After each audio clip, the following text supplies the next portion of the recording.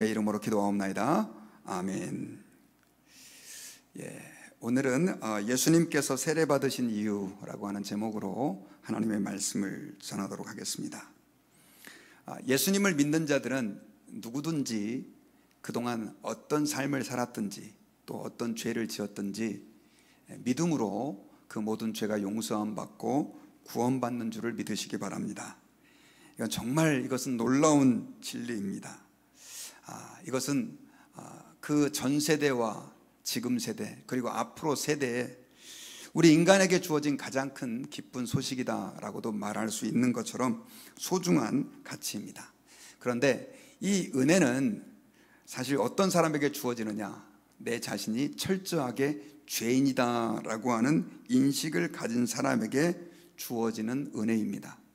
아무리 훌륭한 의사가 있어도 내가 환자요 병자라고 하는 인식이 없으면 그 의사가 소용이 없는 것처럼 내가 죄인이라고 하는 것을 느끼지 못하는 사람에게는 예수님의 구원이 아무리 크고 위대하고 놀랍다 해도 그 구원의 은혜를 받을 수 없고 누릴 수 없습니다.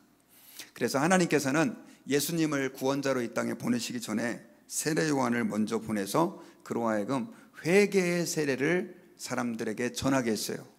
사람들로 하여금 죄를 깨닫게 하고 그 죄를 지적해서 그 죄를 고백하게 하고 회개하게 하고 세례를 받게 했다는 것입니다.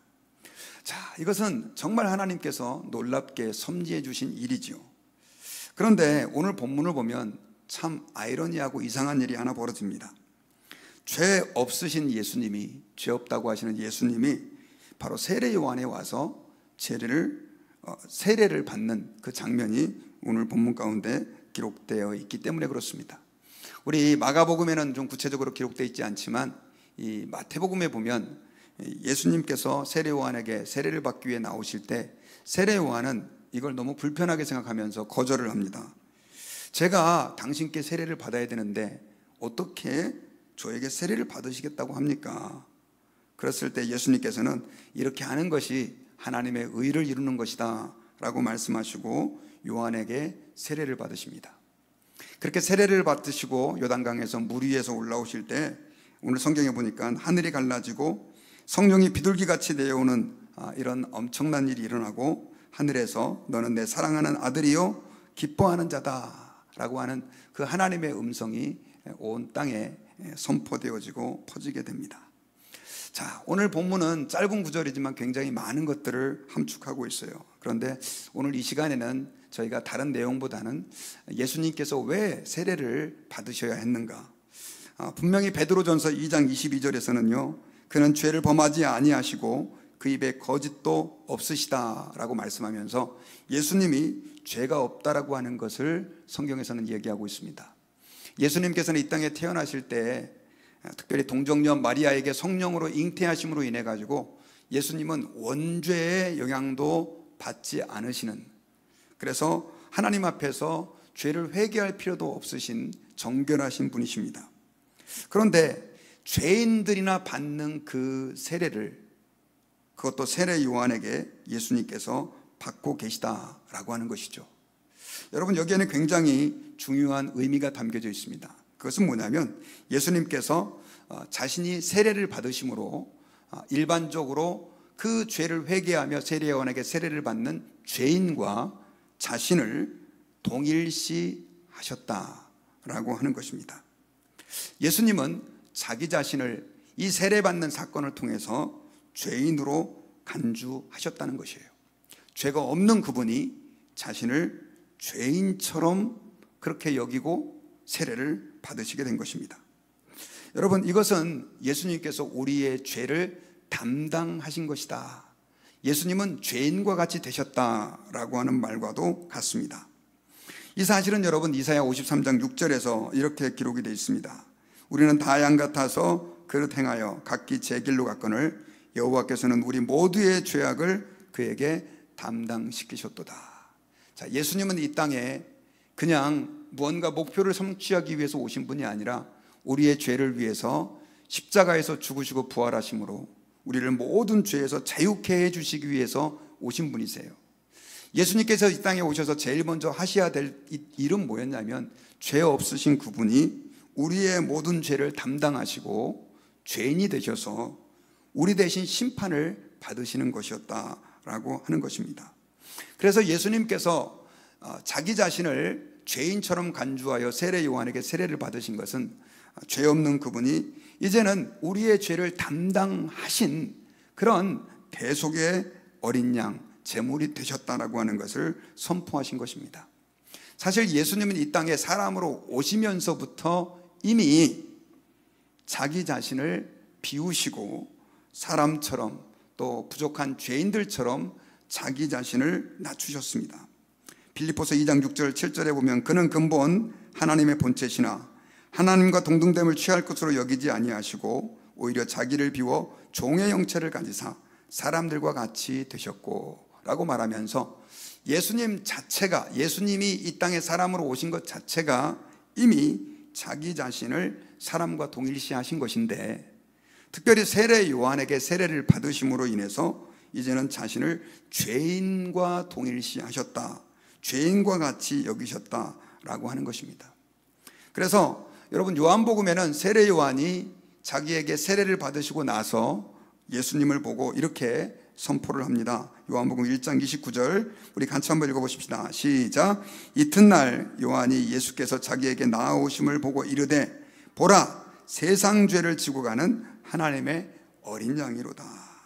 자, 예수님을 세상 죄를 지고 가는 하나님의 어린 양이다 라고 말하면서, 그분은 죄가 없으신 분이지만 우리의 죄를 담당하신 분인 것을 세례 요한은 선포하고 있습니다. 자, 우리 오늘날 현대인들의 개념으로 봤을 때 누가 우리의 죄를 담당한다, 이건 참 이해하기 어려운 내용입니다. 하지만 유대인들에게 있어서 그 내용은 너무나 자연스러운 일이었었어요. 유대인들은 7월 10일이 되면 1년 중에 가장 큰 이스라엘의 절기를, 명절을 지킵니다. 이게 바로 대속죄일이라는 것입니다. 7월 10일 날인데 그들은 7월 1일이 되면, 이건 유대력이에요, 나팔을 불어서 이제 대속죄일이 가까웁니다 라고 하는 신호를 알립니다. 이걸 뭐라고 부르냐면 나팔절이다 라고 불러요. 이때부터 백성들과 제사장들은 이 속죄일, 그러니까 속죄 그 절기를, 대속죄일을 준비를 하게 되는데, 그들은 자기 자신을 계속해서 이 대속죄일까지 씻고 또 삶을 정결하게 하면서 하나님 앞에서 1년 동안 자기들의 모든 죄를 용서받는 것을 준비하는 의식을 행하게 됩니다. 특별히 대제사장은 더 중요한 일들을 행하게 되는데, 그가 1년에 한 차례, 정확하게 말하면 한 번은 아니고요, 하루 지성소에 들어가서 백성들의 모든 죄를 속죄하는 일을 하게 됩니다. 그 일을 하기 위해서 이 대제사장은 먼저 자기 자신을 정결케 해야 됐었어요. 그래서 자기 자신을 물로 씻고, 그리고 자기 자신을 위해서 속죄일 당일날이 되면 제일 먼저 숫송아지를 데려와서 그 머리에 안수하고 그걸 잡아가지고 그 피를 먼저 제단에 뿌립니다. 그리고 이번에는 두 번째로 이 염소를 2마리를 끌고 옵니다. 그리고 제비를 뽑아가지고 한 마리는 잡아서 죽여서 피를 뿌리고, 피를 가져가지고 다시 지성소에 들어가가지고 하나님의 법궤에 그 피를 뿌리고, 또 다른 한 마리는 안수해서 광야로 내보내가지고 짐승들의 먹이가 될 수 있도록 그렇게 염소를 버리게 됩니다. 이 염소를 뭐라고 부르냐면 아사셀의 염소라고 부르는 거예요.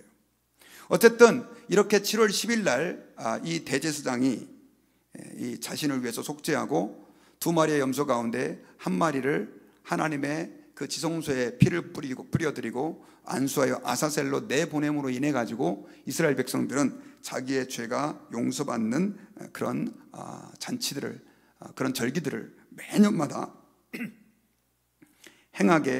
행해 왔습니다. 자, 이것은 오늘 본문에 예수님께서 우리를 위한 대속점이 된 것과 굉장히 깊은 관계가 있어요. 왜냐하면 여러분, 아까 앞서서 말씀드렸던 그 숫송아지는 누구를 위해서?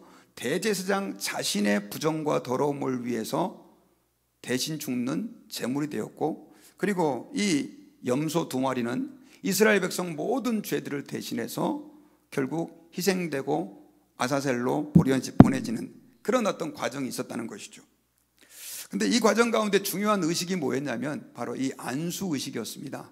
대제사장이 자기의 죄를 위해서 수송아지의 머리에 안수하여 자기의 죄를 그 수송아지에 넘겨서 그 피를, 그 죽은 흔적을 가지고 하나님께 드렸고, 또 양 2마리 가운데 제비를 뽑아서 피를 흘리고 다른 한 마리는 아사셀로 광야에 내보내는, 여기에 다 뭐가 있었냐면 빠질 수 없는 의식이 제사장이 2손으로 그 제물에 안수를 하는 과정이었던 것이죠. 사실은 여러분, 이 소나 염소는 그렇게 희생될 이유가 없습니다. 그런데 제사장이 안수함으로 인해서 결국 백성의 대표였던 그 제사장이 백성들의 죄를 이 제물들에게 넘기는 과정이 있었던 것이죠. 그런 관점에서 여러분, 예수님께서 이 땅에 오셔서 우리의 대속제물이 되셨을 때, 특별히 세례 사건은 예수님이 자기 자신을 죄인으로 간주하시면서 정말 우리 모든 예수 그리스도를 믿는 하나님의 백성들의 죄를 죄인으로 간주하시면서 세례를 받으시는 굉장히 의미 있고 중요한 사건이었다라고 하는 것을 우리는 기억해야 합니다. 그리고 특별히 세례 요한이 예수님을 향해서 세상 죄를 지고 가는 하나님의 어린 양이다 라고 말을 했는데, 여러분, 이 유대인들에게 있어서의 그 어린 양의 개념은 굉장히 절대적이었습니다. 아시다시피 그들은 이집트에서 탈출을 할 때 마지막 10번째 재앙이 하나님이 애굽 땅에 있는 모든 장자들을 다 죽이는 거였는데, 그때 어린 양을 잡아서 그 피를 문설주와 임방, 문 입구에다가 그렇게 뿌린 그 집은 죽음의 천사가 그 애굽 전체를 심판할 때 심판하지 않게 되어서 마다들이 죽지 않게 된 것이죠. 이것을 이스라엘 백성들은 기념해서 매년마다 봄이 되면 유월절을 지켜야 했습니다. 그러다 보니까 이스라엘 백성들에게 있어서의 이 양이라고 하는 개념은 자기 맏아들 대신 죽은 하나의 희생제물이었던 거죠. 그러니까 예수님을 이해할 때 우리는 예수님을 무엇보다 우리의 죄를 담당하신 하나님의 어린 양이요 대속제물이다라고 하는 사실을 우리는 분명하게 예수님의 세례받으신 사건을 통해서 기억해야 합니다. 이 사실을 갈라디아서 3장 13절에서는 이렇게 얘기를 했어요. 다 같이 한번 읽어보십시다. 갈라디아서 3장 13절 시작. 그리스도께서 우리를 위하여 저주를 받은 바 되사 율법의 저주에서 우리를 속량하셨으니 기록된 바 나무에 달린 자마다 저주 아래 있는 자라 하였습니다. 자, 죄 없으신 예수님이 우리의 죄를 대신 지시고 십자가에서 우리가 받아야 될 그 저주를 대신 당하심으로 이제는 우리가 구원받을 수 있는 길이 열려지게 된 것입니다. 우리가 예수님을 믿는다라고 하는 것은 바로 그런 의미가 있는 거예요. 죄 없으신 예수님이 우리의 모든 죄를 다 담당하셨다는 것. 우리의 힘대로 노력대로 우리가 아무리 용을 써봐도 씻을 수 없었던 그 죄를 하나님께서는 죄 없으신 예수님에게 다 넘기심으로 이제는 예수님이 우리 대신 죄값을 치러서 우리가 하나님 앞에서 은혜를 받을 수 있는, 또 하나님 앞에 구원받을 수 있는, 죄사함을 받을 수 있는 이런 특권을 허락해 주셨다라고 하는 것을 믿으시기 바랍니다. 신앙생활이라고 하는 것은 그 은혜에 감사해서 사는 거예요. 예수님이 내 대신 모든 죄를 짊어지신 것. 그런데 여러분, 여기에는요 정말 하나님의 엄청난 사랑이 스며져 있었고 배어 있었습니다. 그것은 바로 우리를, 특별히 우리 같은 죄인을 불쌍히 여기시고 긍휼히 여기셨던 그 하나님의 마음이 그 안에 담겨져 있는 것입니다. 여러분, 히브리서 4장 15절에 보면요 예수님의 이런 우리의 죄를 담당하심에 대해서 이렇게 성경에서는 기록되어 있습니다. 우리에게 있는 대제사장은 우리의 연약함을 동정하지 못하실 리가 아니요 모든 일에 우리와 똑같이 시험을 받으신 이로되 죄는 없으시니라. 자, 예수님이 왜 자기 자신을 죄인으로 간주하셨느냐, 예수님이 왜 우리의 죄를 담당하셨느냐라고 말씀했을 때 그 이유는 간단합니다. 그것은 주님께서 우리를 긍휼히 여기셨고 우리의 연약함을 동정하셨기 때문이다 라고 히브리서 4장 15절에서 말을 하고 있습니다. 여러분, 동정이다 라고 하는 것은 하나님의 사랑의 또 다른 표현입니다. 하나님이 우리를 사랑했다고 할 때 그것은 하나님이 우리를 동정하셨다, 긍휼히 여기셨다 이렇게 말할 수 있습니다. 동정이라고 하는 말은 원문을 찾아보면 심파데사이라고 하는 단어가 쓰였어요. 이건 쉽게 말하면 무슨 뜻이냐면 함께 고통을 당한다라고 하는 의미가 동정이라고 하는 것이죠. 예수님께서 우리의 연약함을 동정하셨다라고 하는 것은 예수님께서 우리와 같은 처지에서 고통을 당하셨다, 아픔을 경험하셨다라고 하는 말로 해석할 수 있어요. 여러분, 영어에는 조금 어려운 단어지만 sympathize라고 하는 말이 있습니다. 이것은 같이 이 연약함을 동정한다라고 하는 이 말에서 온 단어예요. 그냥 단순하게 너 참 불쌍하구나 라고 하는 마음을 느끼는 것이 아니라 함께 고통을 당하는 것이다 라고 하는 것입니다. 더더군다나 히브리서 4장에서는요, 예수님이 우리를 위해서 말씀 한 번만 더 보여주실래요? 고통을 당하시는데 이 부정의 부정, 우리에게 있는 대제사장은 우리의 연약함을 동정하지 못하시는 이가 아니요. 자, 부정의 부정은 강한 긍정이라고 그러죠. 예수님은 그토록 우리에게 이 말 그대로 공감을 느끼면서 깊은 우리의 연약함을 동정하셨던 분인 것을 이렇게 강조를 하고 있습니다. 여러분, 예수님이 우리를 사랑하셨다, 사랑이 많으시다 라고 할 때 사람들은 특별히 예수님이 나를 위해서 십자가에서 죽으신 그 십자가의 사랑을 다들 말을 합니다. 그런데 그 십자가의 사랑의 동기가 뭐냐, 이유가 뭐냐, 그것은 우리의 연약함을, 또 죄 가운데 빠져서 방황하는 우리의 약함을 불쌍히 여기셨던 하나님의 마음 때문이다 라고 하는 사실을 우리는 기억해야 합니다. 그래서 여러분, 우리가 하나님의 사랑을 말하고 예수님이 사람이 되셔서 우리의 죄를 담당하신다라고 할 때 거기에는 우리를 사랑하신 하나님의 깊은 사랑과 긍휼이 스며져 있다라고 하는 것을 잊어서는 안 됩니다. 이사야서 49장 15절에서는요, 여인이 어찌 그 젖 먹는 자식을 잊겠으며 자기 태에서 난 아들을 긍휼히 여기지 않겠느냐.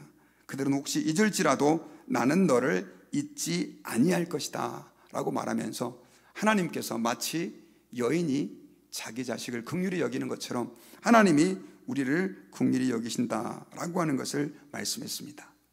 그런데 여러분, 많은 사람들이 성경시대도 마찬가지고 지금 시대도 그렇고 이렇게 예수님께서 자기 자신이 세례를 보여주시며 세례를 받으시면서 그 자신을 말 그대로 대속제물로 간주하시고 죄인으로 간주하시고 하나님께서는 많은 곳에서 우리를 사랑하신다, 우리를 긍휼히 여기신다, 동정하신다라고 말씀하셨음에도 불구하고 사람들은 이걸 잘 이해하지 못하고 깨달지 못합니다.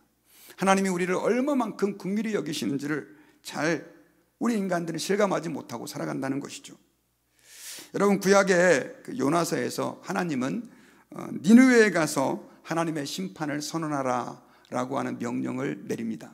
니느웨는 여러분 아수르의 수도였어요. 근데 이 아수르가 얼마나 이스라엘을 괴롭혔는지, 이스라엘은 이 니느웨, 아수르 그러면 치를 떨 정도로 싫어하는 나라였습니다. 그런데 이 니느웨에 가서 하나님의 그 회개의 메시지를, 심판의 메시지를 전하라고 하니까 분명히 그들이 회개하면 하나님이 용서해 줄 거라고 알았던 요나는 이걸 거절해요. 그래서 니느웨 대신 다시스로 도망을 갑니다. 하나님은 풍랑을 준비해서 결국 이 요나가 바닷속에 던져지게 되고 물고기 밥이 돼가지고 완전히 죽을 그 상황에서 성경에 보면 요나가 물고기 뱃속에서 회개를 합니다. 그래가지고 다시 이 요나가 이제 니느웨 땅에 가가지고 할 수 없이 마지못해 그 니느웨에 있는 백성들을 향해서 하나님이 그들을 심판할 것이라고 하는 메시지를 증거합니다. 그리고 나중에는 이제 이 니느웨 성을 바라보면서 하나님이 이제 저 성을 어떻게 심판할 건가라고 하는 기대를 가지고 이게 햇빛이 쨍쨍 내리쬐는 그 광야에서 이렇게 뭐 박넝쿨로 약간 이렇게 요즘 말로 말하면 원두막 같은 걸 만들어 가지고 그 지켜보고 있는 거예요. 그런데 아이러니하게도 이 니느웨 사람들이 이 요나의 메시지를 듣고 강팍하게 심판을 받을 그 상황으로 가야 되는데 아예 왕들부터 시작해 가지고 다 회개하고 금식하고 난리가 난 거예요. 하나님은 그들의 그 회개와 금식을 들으셨습니다. 그리고 나중에는 그들을 용서하기로 결정하시죠. 근데 이걸 요나가 알고 너무 짜증이 나는 거예요. 아니, 저 못된 나라를 심판을 해야 되는데 아유, 하나님 그럴 줄 알았어요 막 하면서 막 불평을 하는 거예요. 그때 하나님께서는 이 벌레를 하나 데려와 가지고 벌레를 가지고 그 박넝쿨을 다 먹게 만듭니다. 그러니 그늘이 없어지니까 얼마나 뜨거워요. 그래가지고 요나가 막 또 하나님 앞에, 하나님 죽는 것이 사는 것보다 낫겠습니다, 왜 이렇게 덥습니까? 막 컴플레인하고 짜증내니까 그때 하나님이 요나에게 이런 중요한 교훈을 가르쳐 주십니다. 요나서 4장 10절에 여호와께서 이르시되 내가 수고도 아니하였고 재배도 아니하였고 하룻밤에 났다가 하룻밤에 말라버린 이 박농쿨을 아꼈거든. 하물며 이 큰 성읍 니느웨에는 좌우를 분별하지 못하는 자가 12만 명이요 가축도 많이 있나니 내가 어찌 아끼지 아니하겠느냐 하시니라. 너는 그 박농쿨을 그렇게 아끼면서 내가 이 니느웨에 앞뒤 분별하지 못하는 12만 명, 이 사람들을 아끼지 않겠느냐 라고 하나님께서 말하면서 우리 인간을 향한 자신의 긍휼을 또 자비의 마음을 하나님께서는 그렇게 표현해 주셨다라고 하는 것입니다. 그러므로 여러분, 우리가 예수 그리스도의 그 낮아지심과 또 죄인 되심을 통해서 우리의 죄를 담당하심을 통해 구원받은 주의 백성이 되었다고 한다면 우리는 하나님이 우리를 사랑하듯 또한 다른 사람들을 사랑하고 긍휼히 여기고 그들의 아픔을 동감하시는 하나님이라고 하는 사실을 우리는 기억하고 하나님 앞에서 늘 감사하는 마음으로 살아야 하고요, 또한 다른 사람들의 아픔을 우리는 공감할 줄 아는 하나님의 사람이 되어야 한다는 것입니다. 특별히 여러분, 우리는 다른 사람들을 공감하고 그들을 안타까워한다고 할 때 이 죄인들을 안타까워하는 마음들을 가져야 합니다. 여러분, 예수 믿는 사람들 가운데 정말 너무 자기 자신이 죄를 짓지 않으려고 노력을 하고 하나님 앞에 거룩하게 살려고 노력하다 보니까 이 죄인들을 말 그대로 혐오하는 사람들이 너무 많이 있습니다. 자기 자신도 예전엔 죄인이었음에도 불구하고 저 나쁜 죄인들 하나님이 다 심판할 거야 하는 마음을 가지고 그들을 마치 버러지를 쳐다보듯이 그렇게 생각하는 사람들이 많이 있습니다. 그것은 여러분 하나님의 마음이 아닙니다. 예수님은 여러분 자신을 죽이는 군인들을 위해서 어떻게 기도하셨죠? 주여 저들의 죄를 용서해 주십시오. 저들이 알지 못해서 그렇습니다. 아까 니느웨를 향하여 불쌍한 마음을 가지고 있었고 그들의 그 죄악으로 인하여 멸망의 길을 가고 있는 그들을 안타까워하셨던 것처럼 예수님도 죄악 중에 있는 사람들을 긍휼히 여기셨고 안타까워하셨다라고 하는 사실을 우리가 기억해야 합니다. 그러므로 우리가 특별히 세상의 죄인들을 대할 때 정말 손가락질 받는 그 죄인들, 저런 파렴치한 놈들 같이 손가락질 할 게 아니라 주여 저들을 좀 불쌍히 여겨주십시오. 저들이 깨닫지 못했습니다. 그런 마음을 저희들이 품어야 합니다.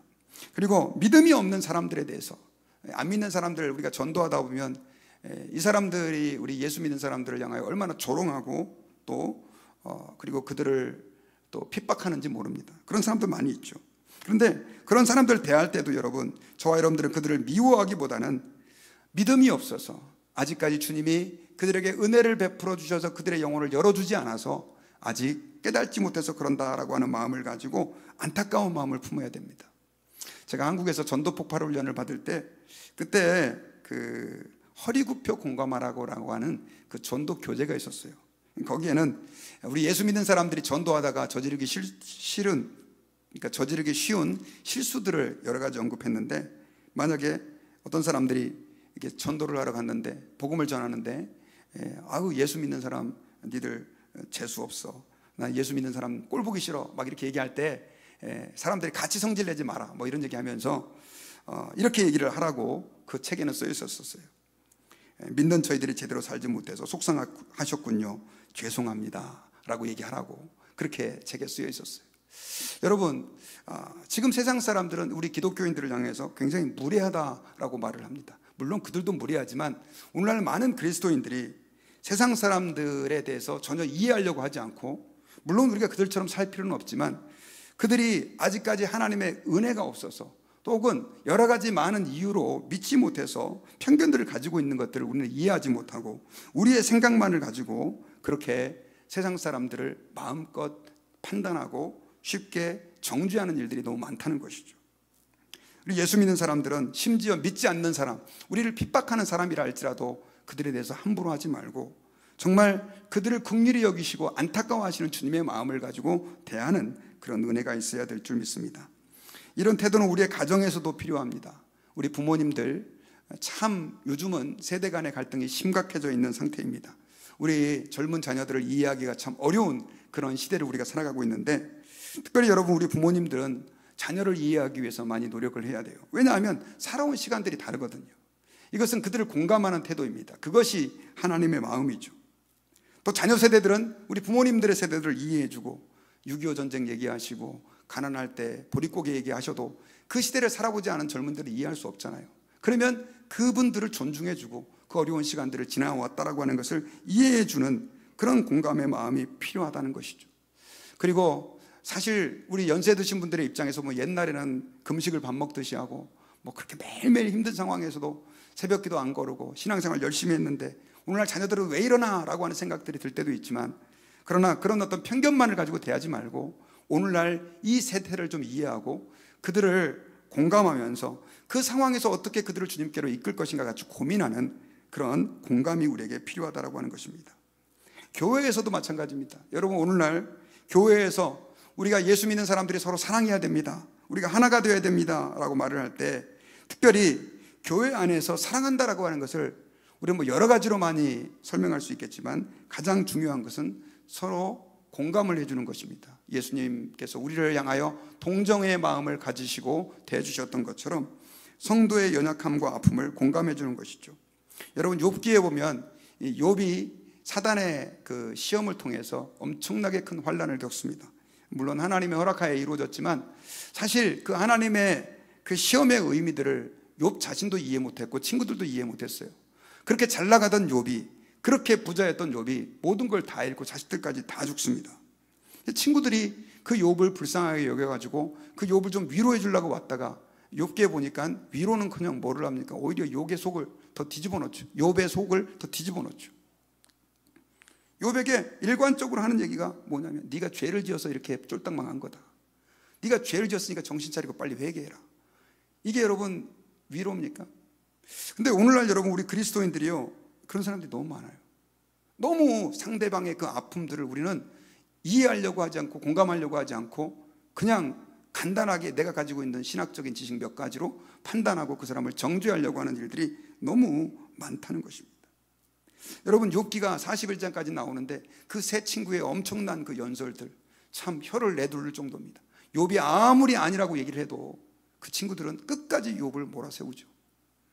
나중에 욥까지 시험이 들어가지고 나중에는 하나님께 혼나기도 하지만, 여러분, 우리는 교회 성도들의 아픔을 우리가 좀 공감할 수 있어야 해요.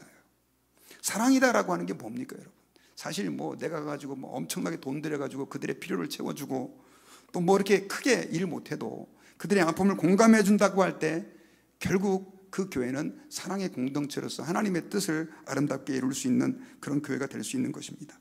여러분, 열왕기상 19장에 보면요, 우리 하나님이 얼마나 세밀하고 우리의 약함 또 나약함에 대해서 공감하는지가 구체적으로 기록되어 있어요. 여러분, 엘리야는 대단한 선지자입니다.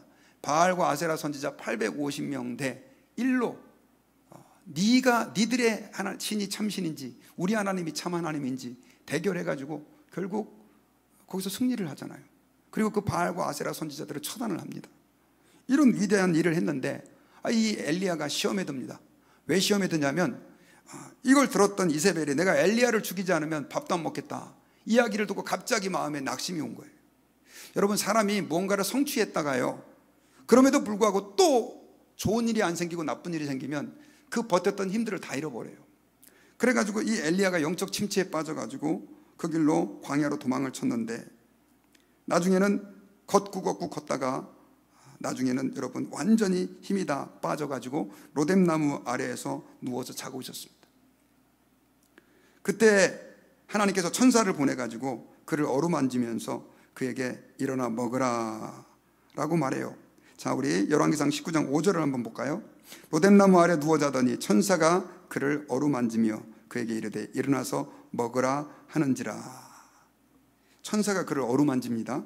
그리고 6절에 보니까 본즉 머리맡에 숯불에 구운 떡과 한 병 물이 있더라. 이에 마시고 다시 누웠더니 7절에 여호와의 천사가 또다시 와서 어루만지며 이르되 일어나 먹으라.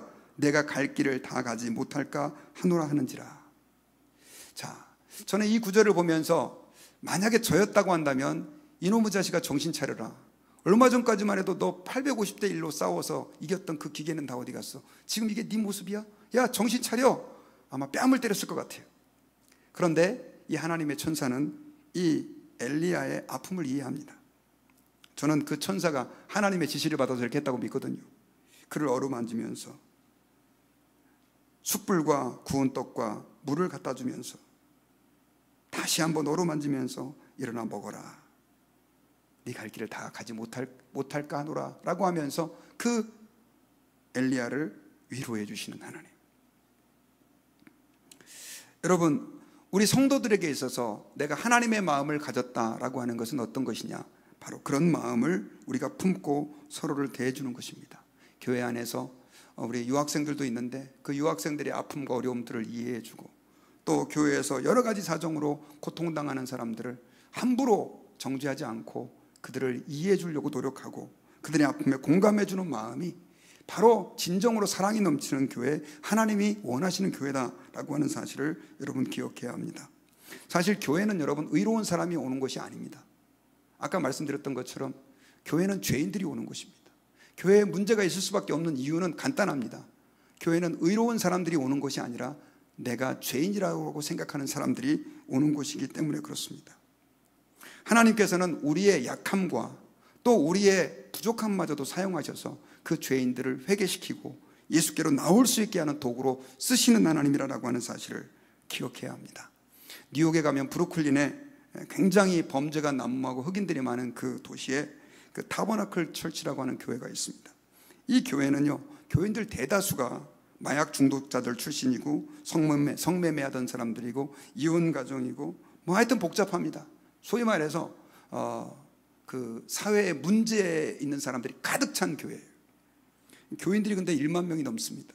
짐 삼발라 목사님이라고 하는 분이 목회를 했는데, 예전에 제가 이 교회에 대한 책을 좀 읽어봤는데 이 교회는 성가대로도 굉장히 유명합니다. 뭐 그래미상까지 받은 그런 전력이 있는 교회인데, 워낙에 사람들이 배움의 수준이 낮고 그 다음에 험하게 살던 사람이어가지고 악보동 못 읽고 그래가지고 여기 성가대는 여러분 이 소리를 들어서 그냥 이렇게 노래를 했는데 그렇게 지금은 유명한 성가대가 되었다고 합니다. 그런데 제가 지금 이 교회 얘기를 하고 싶은 것은 그 교회에 그렇게 상처받은 사람들이 많고 마약 중독자들이 많은데 이분들이 예수님을 믿고 새로운 사람이 돼가지고 자기와 같은 경험을 한 사람들에게 찾아가가지고 나도 옛날에 이런 삶들을 살았다라고 말하면서 그들을 부둥켜 안고 그들을 교회로 이끄는 거예요. 여러분, 예수님께서 우리를 위하여 이 땅에 오셨을 때 정말 괜찮은 분으로 오셔가지고 야 나는 이렇게 괜찮으니까 날 좀 본받아 라고 말씀하지 않으셨습니다. 예수님은 가장 낮은 자로 이 땅에 오셨고 또한 자기 자신을 죄인으로 간주하면서 죄인들이나 받는 그 악한 사람들이나 받는 세계 세례 요한의 세례를 자기 자신이 직접 받으면서 자기 자신을 죄인으로 간주하셨다라고 하는 것입니다. 이것은 우리를 공감하시고 또 우리의 약함을 아시는 그 하나님의 마음의 표현을 해 주신 것이다라고 하는 사실을 기억해야 합니다. 로마서 12장 15절에서는 그래서 하나님께서 바울을 통해서 이렇게 우리에게 명령을 하셨습니다. 즐거워하는 자들과 함께 즐거워하고 우는 자들과 함께 울라. 서로 마음을 같이하며 높은 데 마음을 두지 말고 도리어 낮은 데 처하며 스스로 지혜 있는 채 하지 말라. 공감의 힘이라고 하는 것은 교회를 하나가 되게 하고요, 교회를 진정으로 주님이 기뻐하는, 그리고 세상 사람들이 가고 싶은 교회가 되게 한다는 사실을 우리가 기억해야 합니다. 오늘날 세상 사람들이 왜 그렇게 교회를 향해서 조롱을 하고 욕을 할까요? 제가 볼 때는 교회가 우리 세상 사람들에게 대한 공감 능력을 잃어버렸습니다. 여러분, 하나님께서 우리를 이 땅에 아직까지 천국으로 다 안 데려가시고 남겨놓은 이유가 뭐냐? 너희가 이 세상에 존재하면서 그들이 있는 곳으로 가서 녹아서 소금이 되고 그 어두운 곳에 빛이 되라라고 주님께서 우리를 여기 아직 남겨놓으신 거예요. 그러므로 여러분, 우리 교회가 또 저와 여러분들 모두가 다 이렇게 하나님이 우리를 공감해 주신 것처럼, 동정해 주신 것처럼 우리도 그렇게 우리 이웃들을 향하여 그런 마음들을 품을 수 있기를 주님의 이름으로 축원합니다. 저는 지금 제 개인 패밀리 닥터가 굉장히 먼 곳에 있습니다.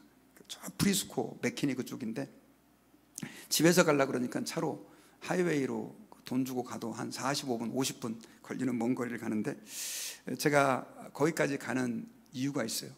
이렇게 몇몇 의사분들을 만나봤는데 그분은 이렇게 한 10분 정도 가면 보통 진료를 해주는데 너무너무 그 환자의 약함을 공감해줘요. 아, 참 많이 아프셨겠요. 뭐 아주 짧은 시간인데, 그러다 보니까 뭐 진료를 얼마만큼 잘하는지는 모르겠지만 저도 마음이 참 편하네요. 병원 가면 원래 좀 긴장하잖아요. 여러분, 하나님 앞에서요, 신앙생활하면서 다른 사람들에게서 좀 공감을 잘 해줄 수 있는 한 분이 되실 수 있기를 주 이름으로 축원합니다. 제가 그 말씀의 결론을 맺으면서 이렇게 설교를 준비하다가 우리 생각나는 우리 교회 집사님이 한 분 계셨어요. 제가 참 교회에서 힘들 때였는데 그분이 우연히 지나가면서 저한테 이런 말을 한마디 하십니다. 목사님, 참 힘드시죠? 그 말 한마디 딱 하셨어요. 다른 얘기도 안 하고 밥도 사준 것도 아니고. 그런데 그 마음이 너무너무 위로가 되는 거예요. 밤에 자다가 벌떡 일어나서도 그 집사님의 위로의 말이 생각이 나는 거예요. 여러분, 우리 인간이라고 하는 것은 그렇습니다. 누가 가르쳐서 솔루션을 제공해서가 아니라 내 마음을 이해해주고 나의 약함과 나의 부족함을 공감해줄 때, 거기에서 여러분 우리는 진정으로 하나님의 사랑을 느낄 수 있는 것입니다. 예수님은 죄가 없는 분이었습니다. 그러나 세례를 받음으로 자신을 죄인으로 간주하시고 죄가 없는 그분이 죄인이 되어서 우리의 모든 죄를 지시고 십자가에서 죽으셨습니다. 여러분, 저와 여러분들이 그 그리스도의 마음 우리가 가지고 있다고 한다면 우리가 살고 있는 이 땅에서, 특별히 교회에서, 가정에서, 우리의 직장에서 그렇게 우리의 연약함들을 동정할 수 있는 하나님의 사람들이 되어서 주님의 사랑을 우리가 살고 있는 이 세상에 흘려보낼 수 있는 주의 백성들이 되시기를 주의 이름으로 축원합니다. 같이 기도하겠습니다.